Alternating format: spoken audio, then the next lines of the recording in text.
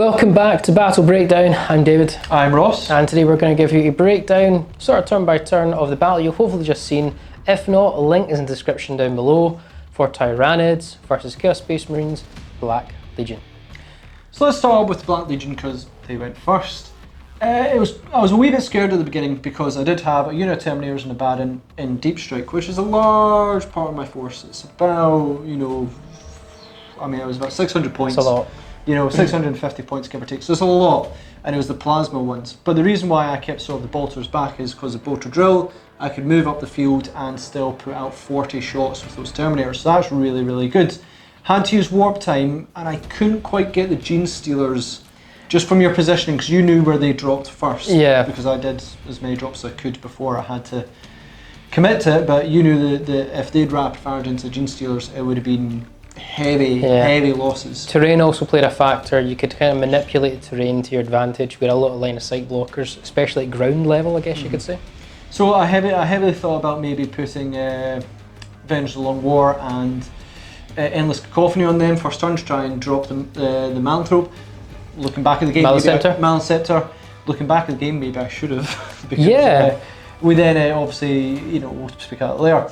Defiler moved on, and though it didn't do much with Bow Cannon, it was the Reaper Auto Cannon and the Havoc Launcher, I think, at this point. Yep. Really did a fair bit of damage onto Gene Stealers, which was kind of handy.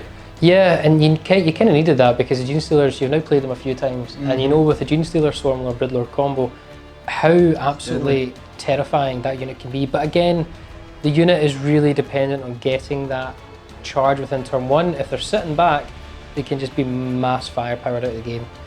So yeah, that's from yourself. Yep. Turn one for me was very, very simple. I just had everything at my possible disposal, bar Ripper Swarms, moved forward, and we literally devoured 10 Terminators. Yeah, that was... Yep. I mean, that hurt. Yeah. No other way to put it. That just the power of Gene Stealers, and you didn't even need probably all of them to get there because... No, it was overkill, but they had no other real targets. The cultists, okay, they're a pain towards the end of the game, but the cultists weren't really worth... I needed to make sure the Terminators definitely died. Yeah. But turn one for me, that was really it, other than just trying to stop the Defiler. So my Malicept was going up one other flank to act as a roadblock because I don't want that Defiler coming near my middle. No.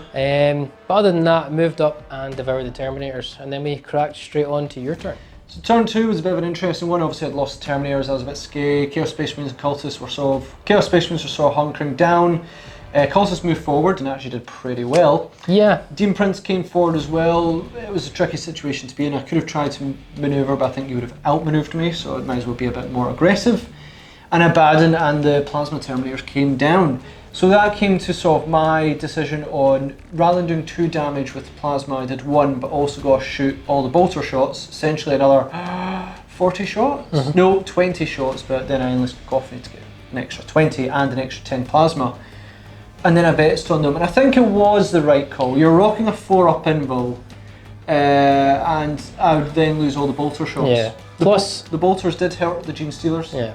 A wee bit, in fact. I don't think they did. They didn't really hurt Gene Stealers, but if you remember, you showed them what the result would have been if you were fully plasmid. Oh yeah. You'd actually have lost 4 Terminators. Yeah, I would have lost 1 if I didn't shoot the bolters. If I shot both and supercharged, I would have lost 4.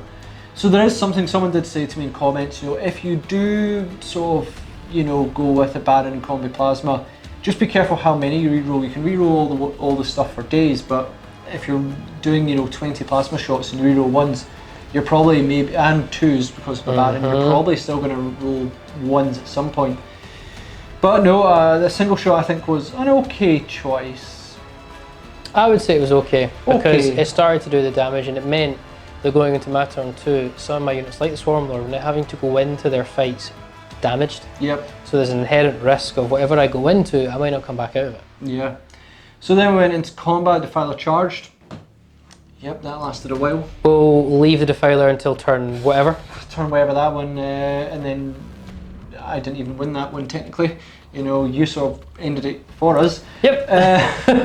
And So yeah, the combat, you know, obviously the Demon Prince did kill the Broodlords, and I think that was a really good choice to go in there. Yeah, right. Eliminate one big thing, and then unfortunately your just attacks back from the Hive Tyrant were unbelievable. 4 ones for the saves. Yeah, the Hive Tyrant Don't smile. did 17 damage. It was terrifying. If that was against the Baden, it might have killed him.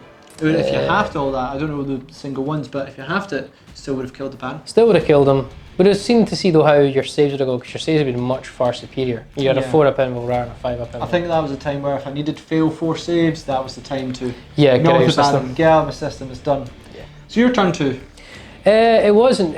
I think turn 2 for me became rather sort of clean up in some ways. It was meant to be a clean up. It was meant to because what happened was, you seen my entire army shifted. You had the Tyrannocyte drop in, you had the Horuspex come out, Death Leaper come out, Swarm Lord and Tyrant are swooping down.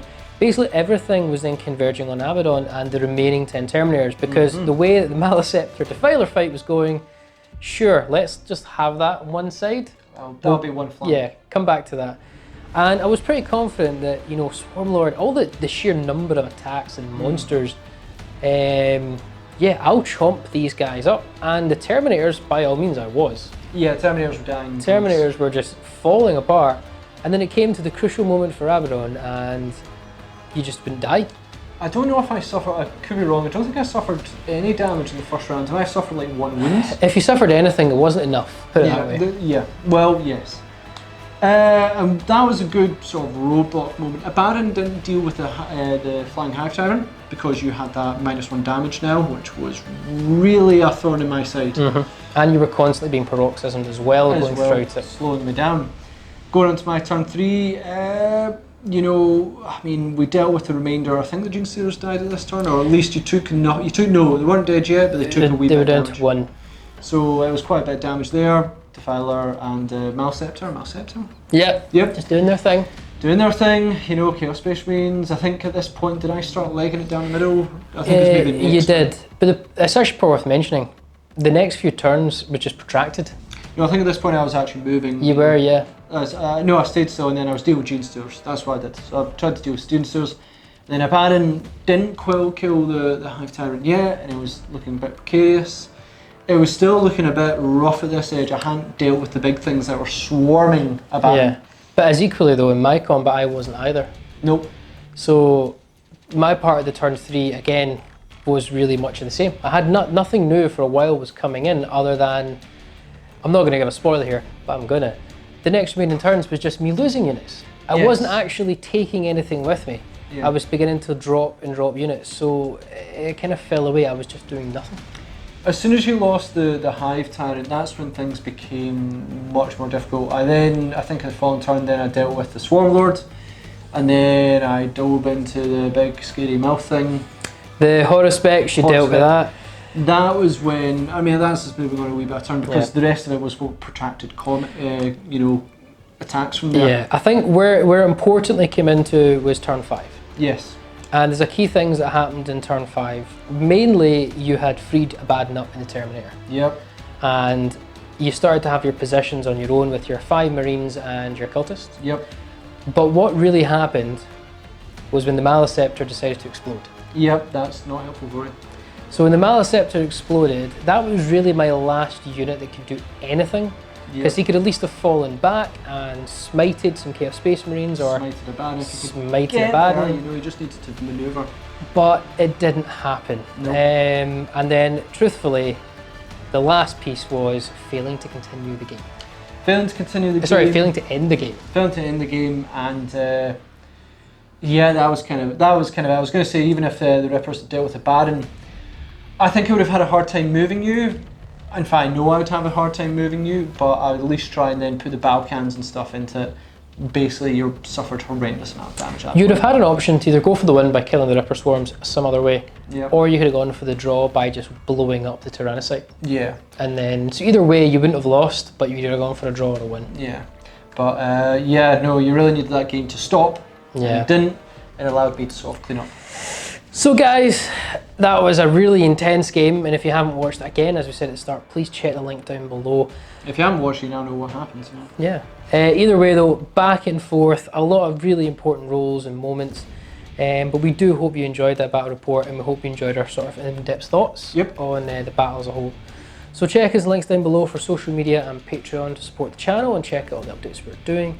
But more importantly, we hope to see you in another one of our Tabletop Assault battle reports.